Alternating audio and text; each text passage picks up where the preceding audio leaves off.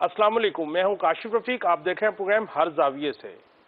तहरीक इंसाफ के central secretariat पे रात गए, कल ऑपरेशन हुआ और सीडीए का ये कहना है कि मुतअद्दिद नोटिस दिए, बातें की, गुफ्तगू की, कोशिश की कि जो तजावज़ात हैं वो ख़त्म कर दी जाएँ, लेकिन सेंट्रल सेक्रेटेरिएट की जो नजायज़ तजावज़ात थी जो तामीरात में, वो ख़त्म नहीं की गई।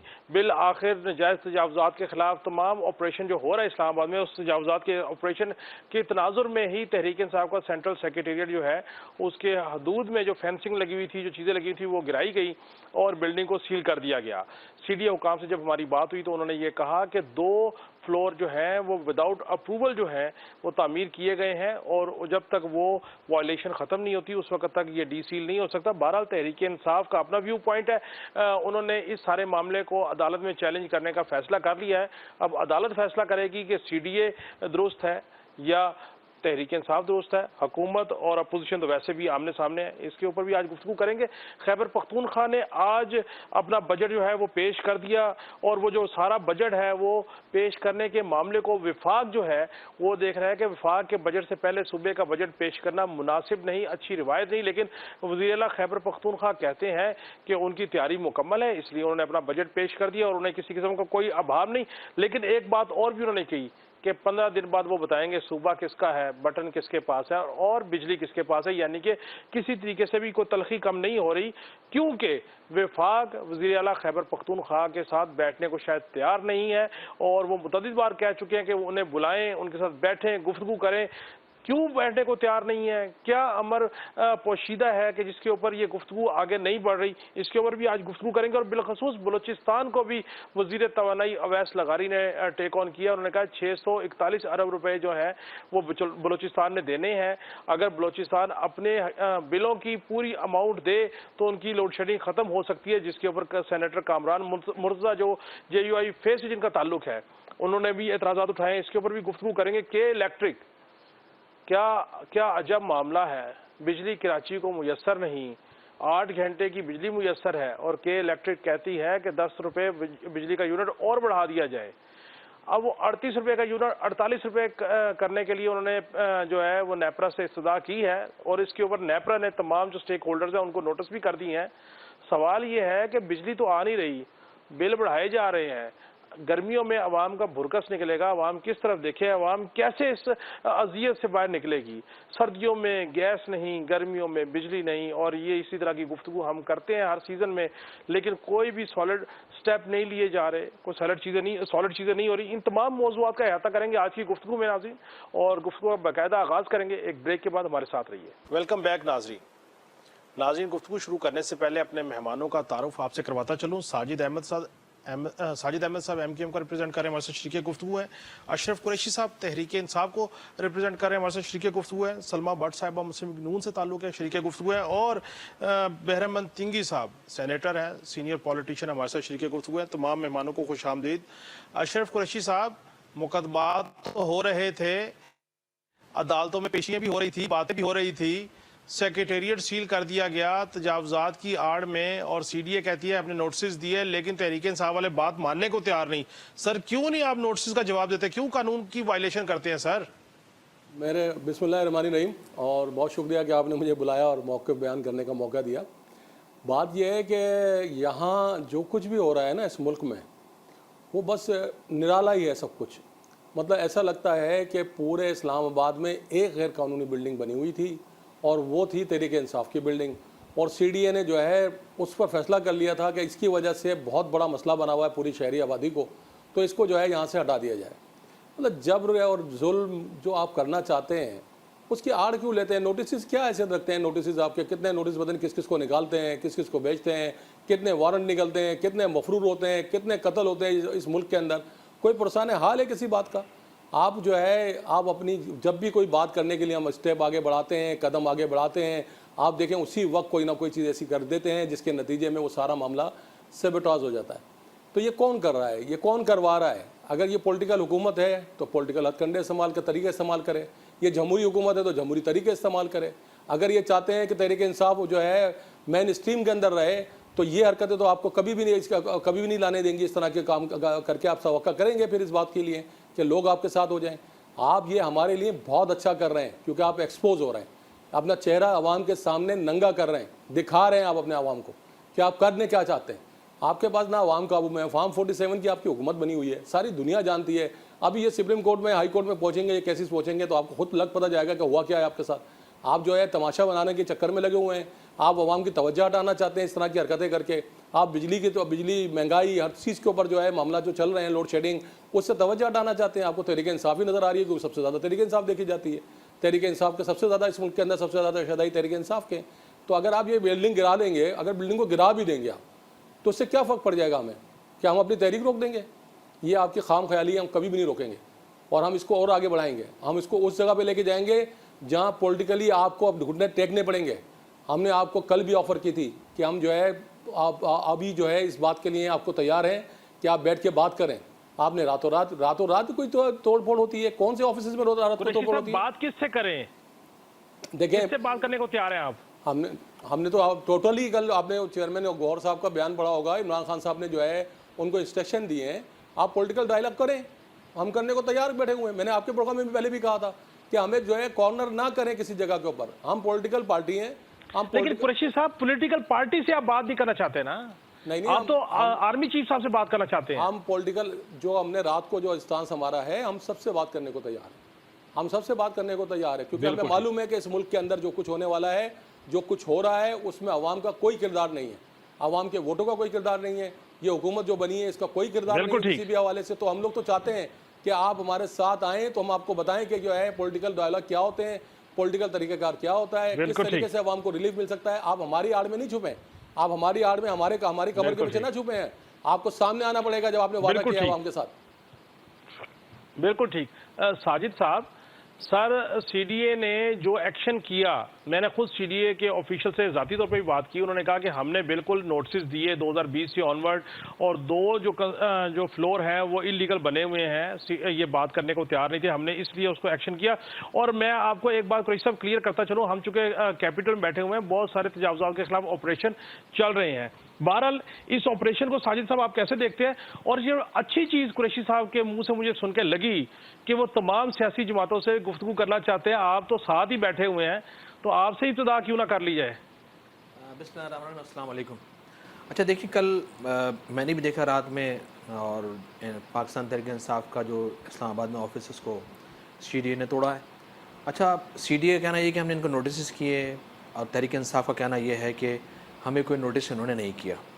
اچھا, یہ طریقہ کار ہے, کراچی میں طریقہ کار ہے کہ جب کوئی بھی شخص, کوئی فرد اپنا گھر بناتا ہے, اوپر روم بناتا ہے, یا پہلا اسٹرکچر دوسرا اسٹرکچر تعمیر کرتا ہے, پہلی بلڈنگ دوسری بلڈنگ بناتا ہے, اس پر گراؤنڈ فلور بناتا ہے, اور اس کے اوپر اسٹیپ بناتا ہے, پھر تو اس کے لیے ضروری یہ ہوتا ہے کہ ایس بی ایس سے اس کو نقشہ باقاعدہ پاس کروا کر اور پھر اس کو بنایا جاتا ہے باقاعدہ طور پر.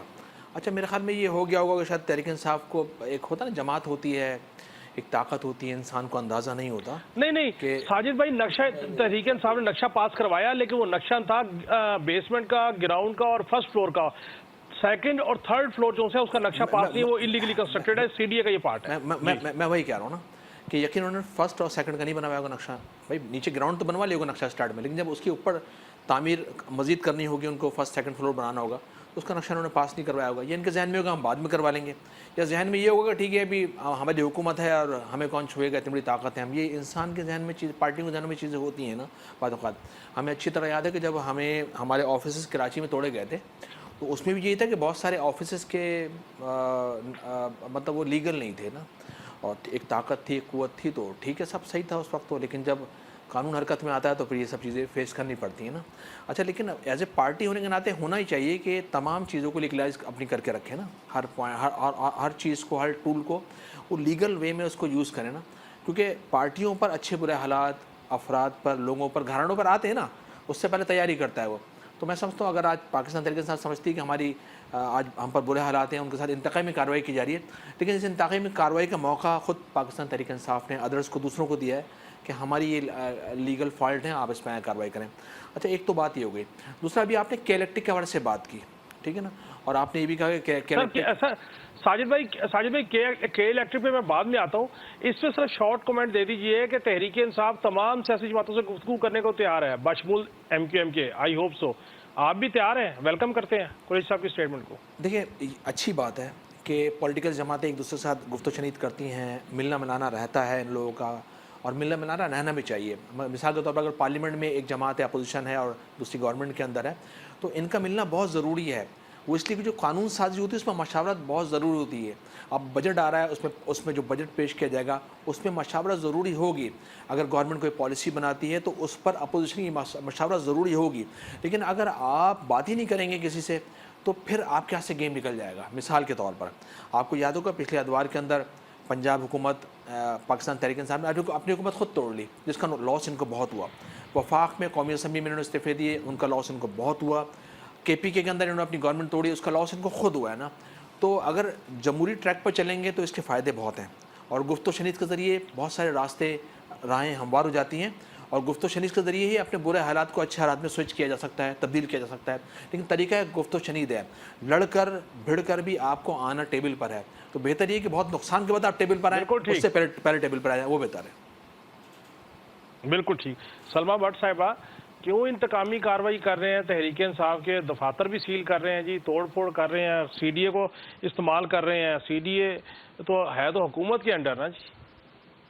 بسم اللہ الرحمن الرحیم. بہت شکریہ کاشف بھائی. بات جہاں تک CDA کی ہے, وہ CDA کی جو کارروائی ہے, اصل میں صرف فرق یہ ہے کہ اب یہ جس دور میں رہنے کے آتی ہے نیا پاکستان, جہاں پہ یہی CDA بہت اچھا تھا جب اس نے اسلام آباد کا پلان چینج کر کے 300 کنال کا بنی گالا جو لیگلائز کر دیا چند روپوں کے ہی بس, اور پورے پاکستان کے اندر نئے پاکستان میں جو جھونپڑیاں تھیں اور جو چھوٹے چھوٹے گھر تھے, وہ نجائز تجاوزات کے نام پہ لوگوں کی جھونپڑیاں جو ہے مسمار کر دی گئی. یہ وہ والے نئے پاکستان کی ان کو عادت ہے, اور وہ CDA بہت اچھا تھا.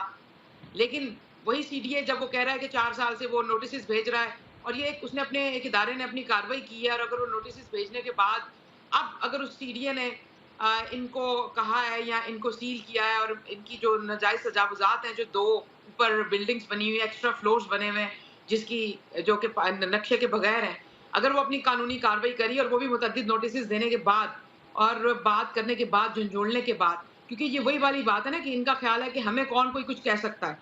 یہ ان کو پہلے یہ لاڈلے تھے, اب یہ بگڑے ہوئے ہیں.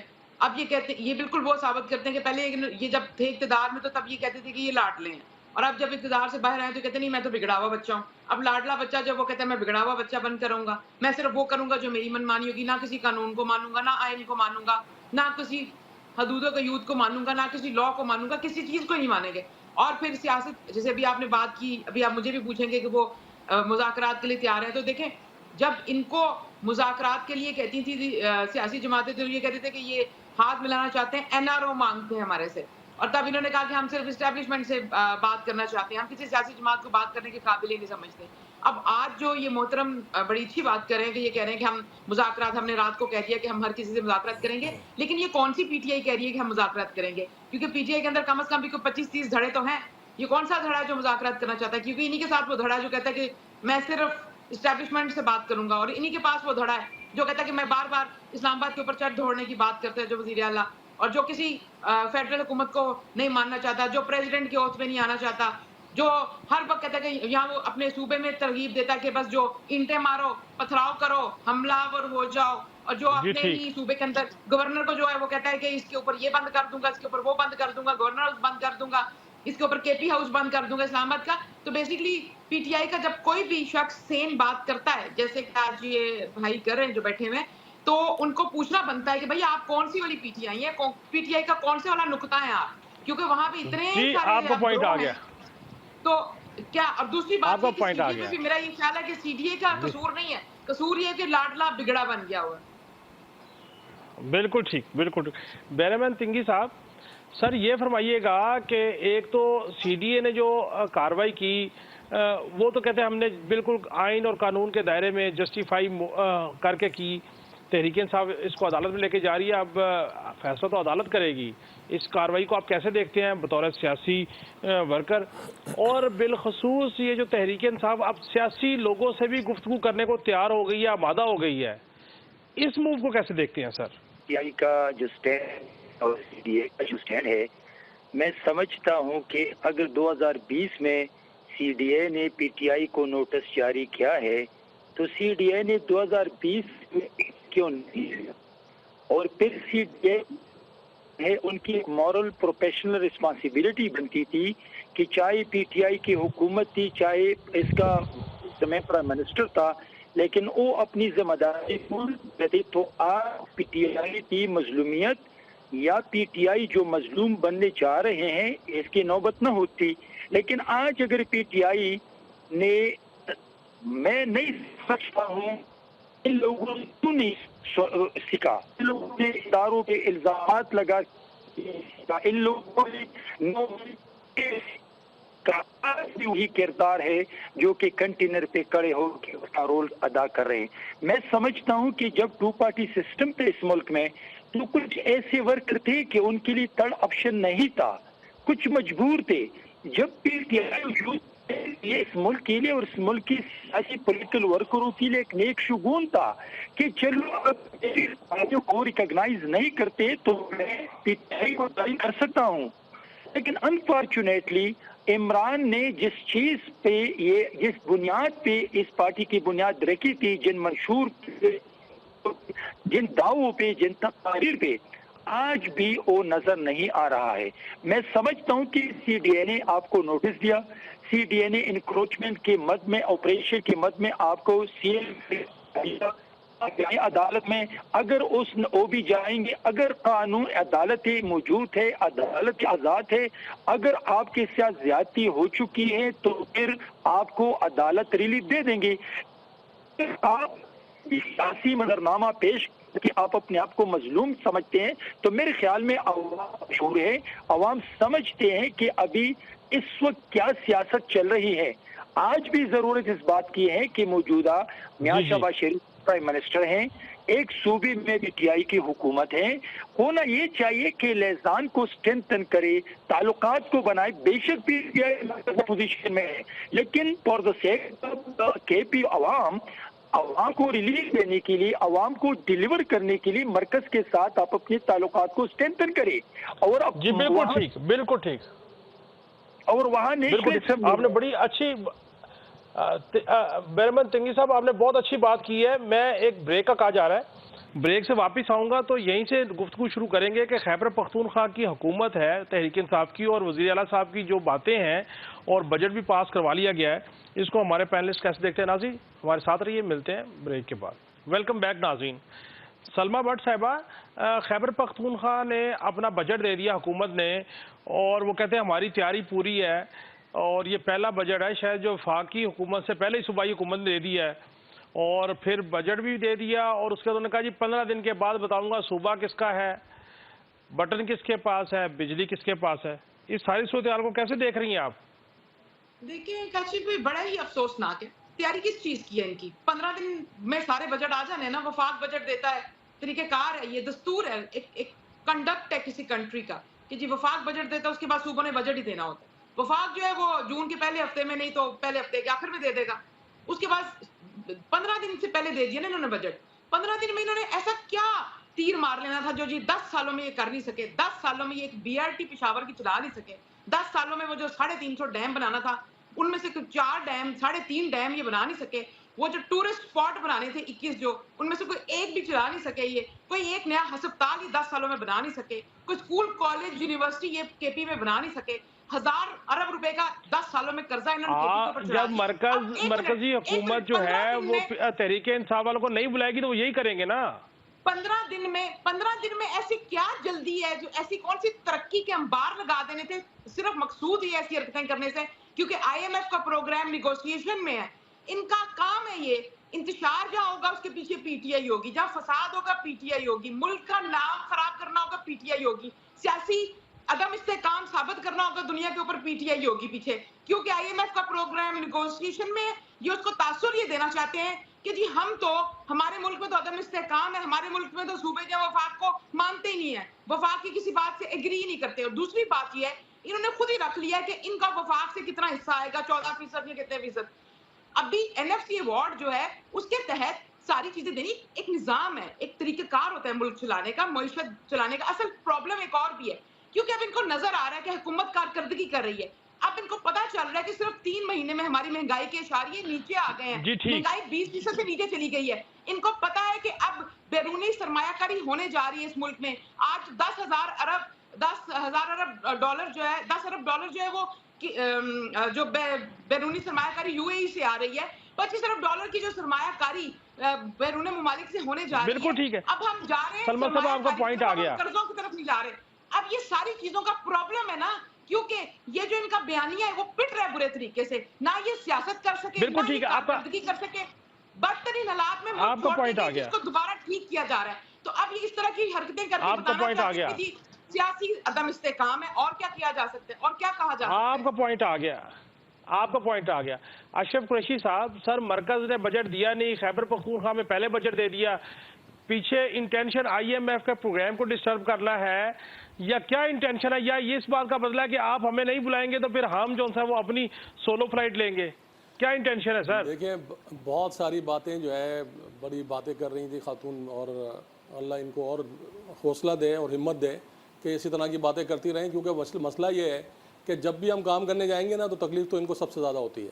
بات یہ ہے کہ وہاں پہ 10 سالوں میں ووٹ اگر ہم نے کام نہیں کیا تو ووٹ ان کو ملے ہیں, وہاں پہ حکومت ان کی بنی ہے, نون لیگ نے حکومت کر رہی ہے وہاں پر, حکومت تو تحریک انصاف کی ہے.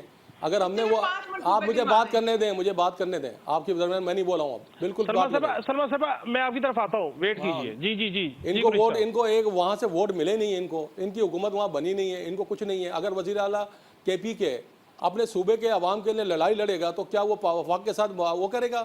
مطلب آئین پاکستان کے اندر لکھا ہوا ہے یہ بات کہ پہلے بجٹ صوبہ پیش نہیں کر سکتا.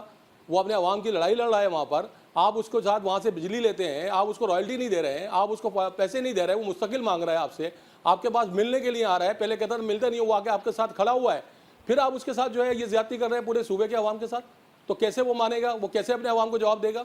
آئین کے اندر کہیں لکھا ہوا ہے کہ ہم بجٹ پہلے پیش نہیں کر سکتے؟ ہم بجٹ پیش کر سکتے ہیں, آئین کے تحت موجود ہے ہمارے پاس. وفاق کو ہم نے کہہ دیا ہے, اس بجٹ کے اندر بھی کہہ دیا ہے ہم نے کہ آپ ہمارے پیسے نہیں روک سکتے, کسی صورت میں صوبے کے پیسے نہیں روک سکتے. آپ جس صوبے کے اندر بجلی پیدا ہوتی ہے, آپ کو پوائنٹ آ گیا. ایک بات کرنے اور دیں مجھے, یہ جو وزیر توانائی ہے نا, یہ جو بلوچستان کے متعلق انہوں نے بات کی ہے, پہلے ان صوبوں کی رائلٹی تو ادا کر دیں, پھر اپنے پیسے مانگے. وہ صوبے کے اندر جو کچھ حشر تم نے بلوچستان میں کیا ہوا ہے وہ تو سب کو نظر آ رہا ہے کہ وہاں پہ بیچارے عوام کتنا خوشحال ہیں وہاں کے بلوچستان کے. پورے ملک نے ان کو ووٹ نہیں دیا, فارم 47 پہ حکومت بنا کے بیٹھے, آج ہمارے منہ کو آتے ہیں. عوام کس کے ساتھ کھڑی ہے تو ساری دنیا نے دیکھا ہے, ساری دنیا نے تماشا دیکھا ہے تمہارا, اور بیٹھ کے حکومت بنا کے بیٹھ گئے, اور یہاں بیٹھ کے باتیں کرنے آ جاتے ہیں ہمارے ساتھ. قریشی صاحب آپ کا پوائنٹ آ گیا. بیرمین تنگی صاحب, سر خیبر پختونخوا نے پہلے بجٹ دے دیا, وفاق نے دیا نہیں, آپ کیسے دیکھ رہے ہیں اس صورتحال کو؟ یہ کیا اس کے پیچھے انٹینشن ہو سکتی ہے؟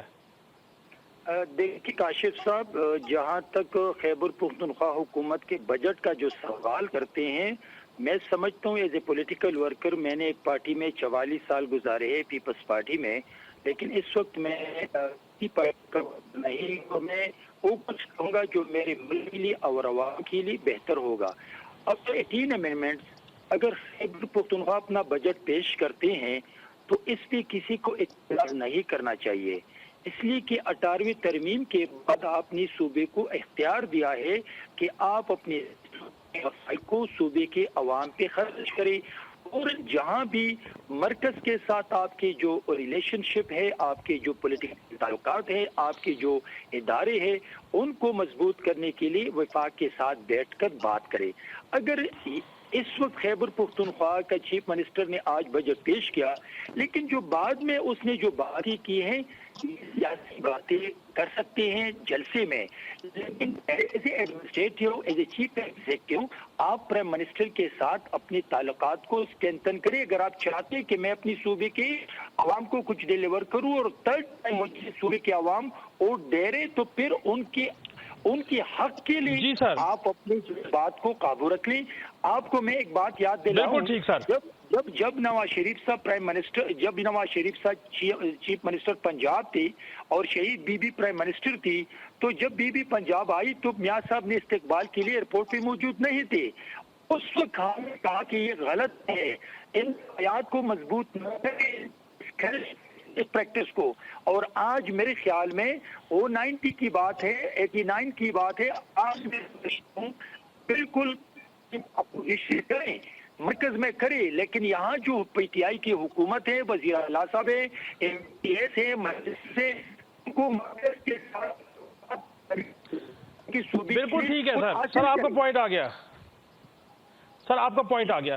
ساجد احمد صاحب، سر خیبر پختونخوا میں بجٹ پیش کر دیا گیا، پیچھے انٹینشن کیا لگتی ہے؟ کیونکہ ابھی تک آئی ایم ایف کے ساتھ ہماری نیگوسیشن چل رہی ہے. اچھا دیکھیں، ایک تو بجٹ تو جون میں آتا ہے، 30 جون تک پیش کرنا ہوتا ہے، اور یہ جون کا مہینہ ہوتا ہی بجٹ کا وفاقی سطح پر اور پروونسز کی سطح پر. اچھا لیکن اصل مسئلہ اصل یہ ہے، جیسے ابھی قریشی صاحب نے کہا کہ جو اس کا حق ہے اس صوبے کا، وہ اس کو وفاق نہیں دے رہا. اچھا 28ویں ترمیم کے بعد طے یہ پایا تھا کہ وفاق کے پاس 2 سے 3 چیزیں ہوں گی، اور باقی سب انہوں نے پروونس کو دے دی تھی، ٹھیک ہے نا، ایکس وائی زیڈ تمام چیزیں. اچھا آج سے پہلے جب 28ویں ترمیم پاکستان کے اندر نہیں آئی تھی، اس سے پہلے یہ تھا کہ تمام اختیارات اور وسائل وفاق کے پاس ہوتے تھے. تو جو 28ویں ترمیم لانے کا بنیادی مقصد یہ تھا اس کو پاس کرنے کا قومی اسمبلی صوبائی سینٹ سے، کہ اس کے بعد جو پروونسز ہیں ان کو امپاور کیا جائے. کیونکہ 28ویں ترمیم سے پہلے جو چھوٹے صوبے سے وہ محسوس کرتے تھے کہ ہمارے پاس ہم پاور لیس ہیں، ہمارے پاس اختیار نہیں ہے. وفاق اپنی مرضی سے حکومت ہمیشہ پنجاب سے بنتی ہے، پنجاب سے کوئی بھی حکومت بنا کے وفاق میں آتا ہے تو زیادہ فنڈنگ وہ پنجاب میں لگاتا ہے، ٹھیک ہے نا. لیکن اس کا سندھ، بلوچستان اور کے پی کے اس حوالے سے رہ جاتا تھا. لیکن جب 28ویں ترمیم کے بعد ہم نے دیکھا کہ ایک تو فنڈنگ کی پرابلم رہی، پھر ہم نے ایک چیز اور یہ دیکھی کہ اگر فنڈ جیسے سندھ کے اندر جو فنڈ ملا تو طے یہ پایا تھا 28ویں ترمیم میں کہ جو فنڈ وفاق سے صوبوں کو ملے گا وہ صوبے سٹی کو دیں گے، سٹی ڈسٹرکٹ کو دیں گے، ڈسٹرکٹ یونیورسٹی تک لے جائیں گے نا، یعنی گراؤنڈ لیول تک چیزیں جائیں گی نا. لیکن ایسا ہوا نہیں. تو بیسکلی جو 28ویں ترمیم ہے اس میں امینڈمنٹ کی ضرورت ہے مزید. یہ قرآنی صحیفہ نہیں ہے، اس کو چیک کیا جائے، اس کو دیکھا جائے اور اس میں لیکن اس کو بیلنس کیا جائے. ساجد بھائی دیکھیں، آئینی ترمیم تو ایک علیحدہ ٹاپک ہے، لیکن میرا سوال یہ ہے کہ دیکھیں جس وقت وفاق آپ کو بجلی دے رہا ہے، جیسے بلوچستان کی بات ہوئی، 641 ارب روپے بلوچستان نے دینے ہیں، وہ پیسے بھی نہ دیں اور یہ توقع کریں کہ ان کو 24 گھنٹے بجلی میسر آئے. آج وزیر توانائی نے یہ بات کی، تو جب وہ یہ بات کرتے ہیں تو بلوچستان کے لوگ اٹھ کے کہتے ہیں کہ جی پہلے یہ ہمیں دہشت گرد کہتے تھے، اب ہمیں چور کہتے ہیں. تو بتائیے پھر معاملہ آگے کیسے چلے گا؟ دیکھیں ایک تو بلوچستان میں ویسی شورش بہت زیادہ ہے نا، وہاں جو افراتفری کا ماحول ہے اور جو اس وقت وہاں پر جنگ و جدل جاری ہے. ایک تو وہاں ایک یہ فیکٹر بھی وہاں پر ہے کہ وہاں احساس محرومی بہت زیادہ ہے.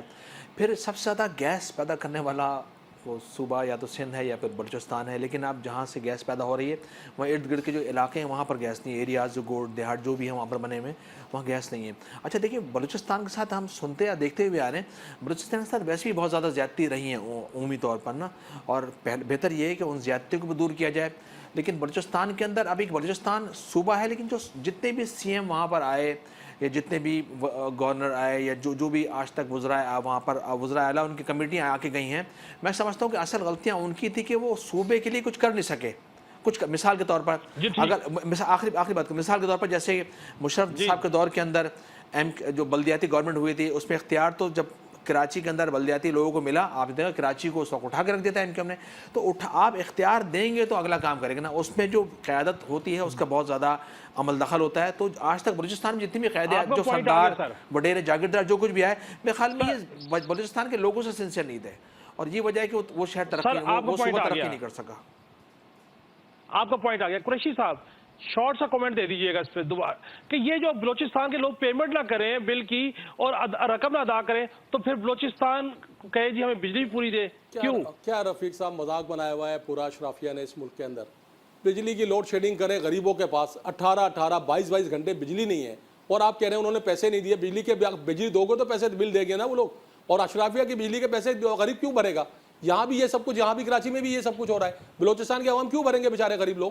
ان کے پاس آپ جو ہے وہاں سے گیس نکال رہے ہیں. 641 ارب روپے جو ذمہ ہے وزیر صاحب کہہ رہے ہیں اشرافیہ کے بل ہیں یہ وہاں کے اشرافیہ کے بل ہیں. سر یہ غریبوں کے بل نہیں ہے. مجھے شارٹ کمنٹ کے لیے آگے جانے دے، مجھے آگے جانے دے. کاشف بھائی ایک بات کروں گا، کاشف بھائی ایک بات کروں گا میں ساجد بھائی آپ کے پاس آتا ہوں آپ کے پاس. جی ساجد بھائی میں یہ کہنا چاہ رہا ہوں کہ آپ نے بلوچستان کا ذکر کیا کہ بہت زیادہ ان پر چڑھا ہوا ہے ادھار نا کہ آپ کو دینا ہے نا پیسے. کراچی جو پورے پاکستان کو پال رہا ہے 4,000 ارب روپے 40,000 ارب سالانہ دے رہا ہے، तो कराची को क्या मिल रहा है? पानी यहाँ नहीं आ रहा, बिजली कराची के लोग भर बिल्कुल रहे हैं, पानी का बिल कराची के लोग भर रहे हैं, सर, बिजली आपका यहाँ नहीं point आ है, गया, बिजली आपका का बिल point आ कराची के गया। लोग भर रहे हैं। नहीं, नहीं। आप देखें ना, तसाद देखें आप, ठीक है, वहाँ गुर्बत है। मैं सर अगले सेगमेंट पे इसी पे बात करूंगा, अगले सेगमेंट पे इसी पे बात करूंगा।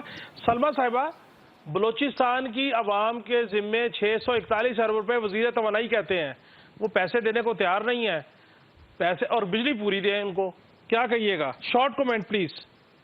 जी बिल्कुल, ज़रा मैं ही ये शोबे बात के कहना ज़िम्मे चाहती जी। हूँ। जी बिल्कुल, देखिए जो एक तरफ सारे ये बात कह रहे हैं कि 18वीं तरमीम है और उसकी डिवोल्यूशन आ चुकी है, प्रोविंशियल ऑटोनॉमी की तरफ हम जा चुके हैं और प्रोविंसेस जो हैं वो जिम्मेदार हैं अपनी सारी चीजों के, और दूसरी तरफ जो चीजें नहीं होती उसका जिम्मेदार आप वफाकी हुकूमत को ठहरा रहे हैं, और जिधर आपको लेने की बारी आती है वहां आप सुबाई बन जाते हैं, मीठा मीठा हप हप कड़वा कड़वा थू थू, ये तो सिर्फ ये हरकत करें। आपका point देखिए, आ गया। जो वाजिबात आपको जी, पॉइंट आ वाजिबात गया, तो आपको अदा पॉइंट आ करने गया सर। पड़ेंगे। वफाक कहाँ से लाए पैसा जब अगर सूबे वाजिबात अदा नहीं करेंगे? वफाक बिल्कुल दुरुस्त, वजीर तवानाई बिल्कुल पैसे कहाँ दुरुस्त, घर से लेकर आए? बिल्कुल दुरुस्त। बैरमन तंगी साहब, सर शॉर्ट कमेंट कि ज़राई शोबे के जिम्मे 641 अरब रुपए जिम्मे है, देने को तैयार नहीं है, बिजली पूरी मांग रहे हैं, क्या कहिएगा? Short comment sir. कि वहाँ को बंद करी, वहाँ व्यू से उसको क्लियर करी, बुक सिस्टम को कनेक्ट करी, यूटिलाइजेशन करी, जो ड्यूफिल है उनकी यूटिलाइजेशन करी, तो तब ये अगर आप सॉफ्टवेयर और वो अपने नहीं देते मरकज को, ये मत बताएं मरकजी हुकूमत क्या करे। मैं एक बात आपको बताऊं कि मियां शहबाज शरीफ साहब की हुकूमत इस वक्त जो महंगाई को जिस अंदाज से नीचे ले जा रहे हैं, मैं एज ए पॉलिटिकल वर्कर करता हूँ। जी ठीक सर, आपका पॉइंट आ गया, आपका पॉइंट आ गया। नाज़रीन, गुफ्तगू का सिलसिला जारी है, हमारे साथ रहे, मिलते हैं ब्रेक के बाद। वेलकम बैक नाज़रीन। साजिद भाई, ये के इलेक्ट्रिक क्या चाहती है? अभी वो 8 घंटे की बिजली सुना है मिल रही है कराची वालों को, और वो कह रहे हैं 10 रुपए यूनिट और बढ़ा दें, 38 रुपए से 48 रुपए कर दें। क्या क्या ये चाह क्या रहे हैं? लोगों का भुरकस निकालना चाह रहे हैं? देखिए, एक तो एक डेटा निकालना चाहिए हुकूमत सिंध और हुकूमत पाकिस्तान को भी कि दिसंबर 2005 के अंदर KEC को प्राइवेट किया गया था, ठीक है ना। अभी मैंने थोड़ा सा नेट से निकाला देखा है, मैंने देखा कि 2023 के अंदर इनको 8.5 बिलियंस का प्रॉफिट हुआ है KE को, ठीक है ना। अच्छा, KE 2005 दिसंबर 2005 से आज तक एक तो ये डेटा निकालना चाहिए, कैलकुलेशन करनी चाहिए कि कितना ही प्रॉफिट इस शहर का के लोगों का खून निचोड़ कर कमा चुके हैं, ठीक है ना, और इन्होंने शहर को दिया क्या। फिर दूसरा, जब KEC प्राइवेट हो रही थी, जब KE के अंदर स्विच हुई KEC, तो उस वक्त जो माहदे में तय पाया था कि KEC विंड के ज़रिए, सोलर के ज़रिए, गार्बेज के ज़रिए बिजली पैदा करेगी और लॉसेस को कम करेगी, लेकिन KEC ये तीनों चारों काम नहीं कर सकी। KEC कर इस वक्त ये रही है कि ऑयल उठाया, डाला, बिजली पैदा की, आगे सैंड की, फिर ऑयल ख़त्म हो गया, बिजली पैदा की, सैंड की, फिर ख़त्म, इस तरह से KE को चला रहे हैं। अच्छा, KE सिर्फ अर्न कर रही है, जनरेट कर रही है शहर से ना, ओवर बिलिंग कर रही है। अच्छा, अगर किसी एरिया के अंदर एक PMT है, उसमें 300-350 घर हैं उस PMT के अंदर, अगर कोई 10 ऐसे लोग अफराद जो कि बिल नहीं दे सक रहे हैं, तो KE जुल्म पे जुल्म ये कर रही है कि पूरी PMT को स्विच ऑफ कर देती है, उससे पूरा इलाका परेशान हो जाता है, ठीक है ना।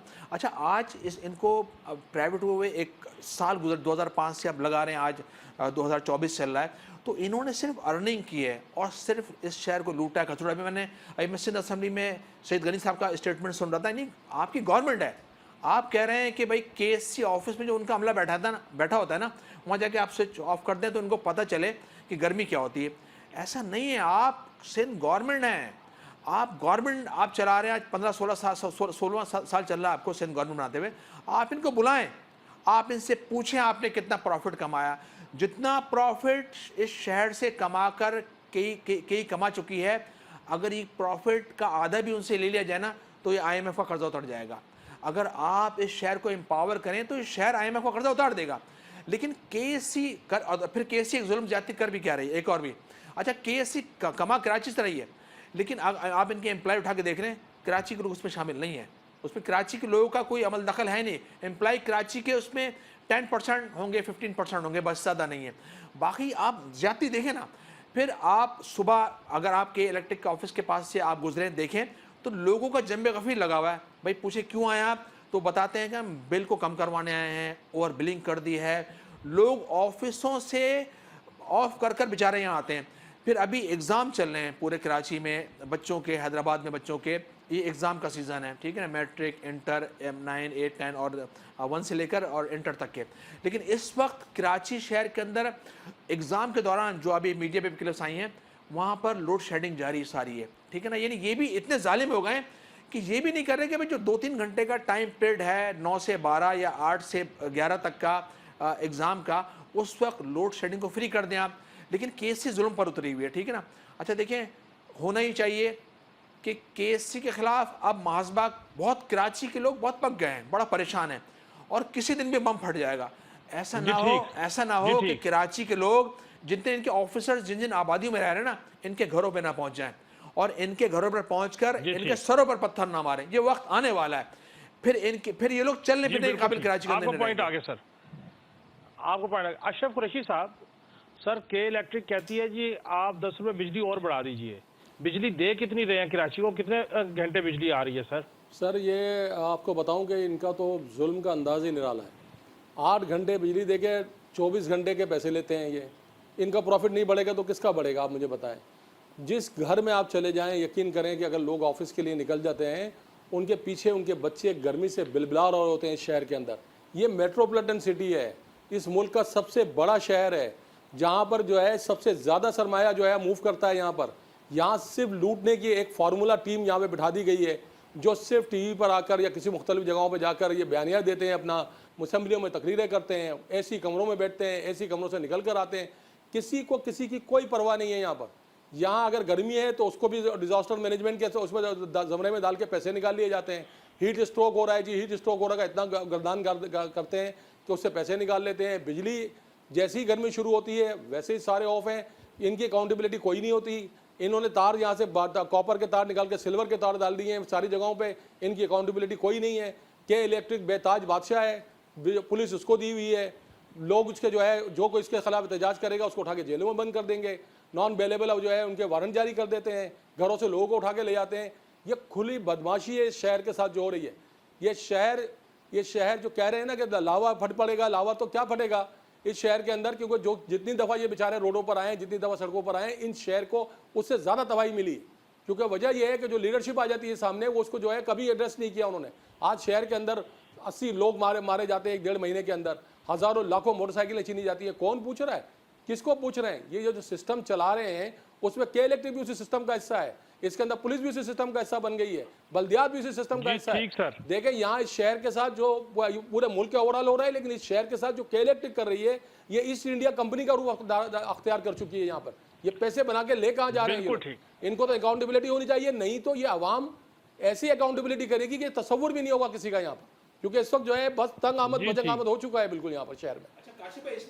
آپ کو پوائنٹ کاشف ایک بات, کاشف ایک منٹ کراچی کی بات ہے نا, دیکھیں ایک تو اس میں تنقید ہم تنقید کر رہے ہیں.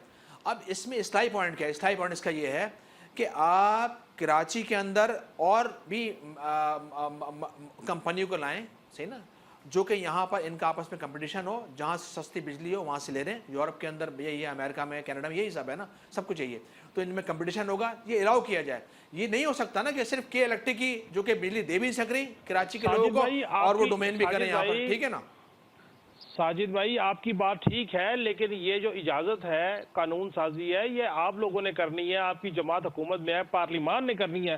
پبلک کو تو ریلیف چاہیے. میں ذرا سلمہ صاحبہ کی طرف جانا چاہ رہا ہوں. سلمہ صاحبہ, کہ الیکٹرک مزید بجلی مہنگی کر رہی ہے, بجلی تو مہنگی ہو رہی ہے, میسر آئے یا نہ آئے, مسلم لیگ نون ہو, ایم کیو ایم ہو, تحریک انصاف ہو, کوئی بھی پیپلز پارٹی, کوئی بھی سیاسی جماعت ہو, ووٹر تو انہی کا ہی ہے نا سپلٹ کر کے. تو ان کو ریلیف دینے کے لیے کوئی نہ کوئی اقدام تو ہونے چاہیے. جی بالکل اقدام ہونے چاہیے. اور بجلی, مہنگی بجلی پاکستان کا بہت بڑا مسئلہ ہے, پورے پاکستان کا ہے, اور اس میں بجلی کے بل بھرنے اس وقت عوام نہیں بھر سکتی, غریب لوگ نہیں بھر سکتے. اور اس کے لیے جو بہت اچھے اقدام ہم جو پنجاب میں اور جو فیڈرل میں اس کے اوپر جو اقدام اٹھائے جا رہے ہیں, جو ہم سولرائزیشن کی طرف جا رہے ہیں بجلی کی, یہ ایک بڑا اچھا قدم ہے اور اس کو اپریشیٹ کرنا چاہیے. اور اس کو اگر یہ انشاءاللہ پنجاب میں امپلیمنٹ ہونے جا رہا ہے, وفاق اس کو لے کر آ رہا ہے, ہم ایون جو زراعت کے اندر سولر ٹیوبل جو ہے اس پہ جا رہے ہیں. اور اس کے ساتھ ساتھ 2-3 اور چیزیں ہیں, جیسے اس میں ساتھ میں کہوں گی کہ جو کوئلہ ہم امپورٹ کرتے ہیں اس کی بجائے اگر ہم لوکل کوئلے کے اوپر چلے جاتے ہیں بجلی بنانے کے لیے، اس کے بجلی کی پروڈکشن کی ہمیں جو ہے نا قیمت وہ کم کرنی پڑے گی۔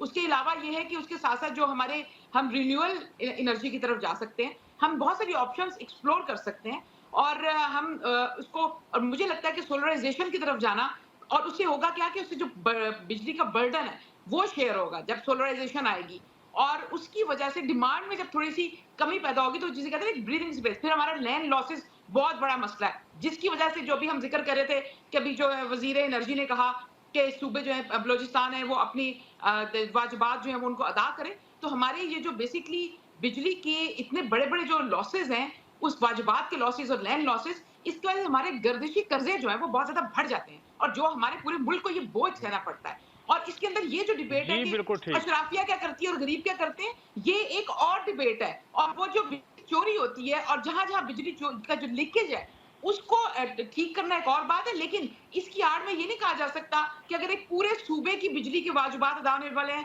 تو وہ میں کوئی شرافیہ کے حق میں نہیں ہوں، میں پرو پور پالیسی کے حق میں ہوں، اور لیکن یہ بالکل ٹھیک۔ آرگیومنٹ ٹھیک نہیں ہے کہ آپ صرف امیروں پر ڈال کر سارے غریبوں کو بھی بیل آؤٹ کرنا چاہتے ہیں، یہ مت کریں، صحیح بات کریں، جو بھی ہے جب بھی ہے جہاں بھی ہے، بالکل ہمیں ٹھیک ہے، اس سسٹم کے اندر بالکل ٹھیک، چینجز لانے آپ کی کا ضرورت پوائنٹ آ ہے، گیا، ہمیں سولرائزیشن پہ جانے کی ضرورت ہے۔ اس کا بھی بل لے رہے ہیں آپ کا پوائنٹ آ گیا۔ بہرحال اس کا بھی تنگی میٹر لگا رہے ہیں یار یہ۔ سر یہ فرمائیے گا کہ اس کو یہ جو کے الیکٹرک ابھی پیسے بڑھانے کی طرف جا رہی ہے، کہتی ہے بجلی کے ٹیرف بڑھا دیجئے، بجلی تو میسر آ نہیں رہی، کتنی بجلی مہنگی کرنی ہے؟ نہ پنجاب کے لوگ سکھ میں ہیں، نہ سندھ کے، نہ بلوچستان کے، نہ خیبر پختونخوا کے، ہوگا کیا؟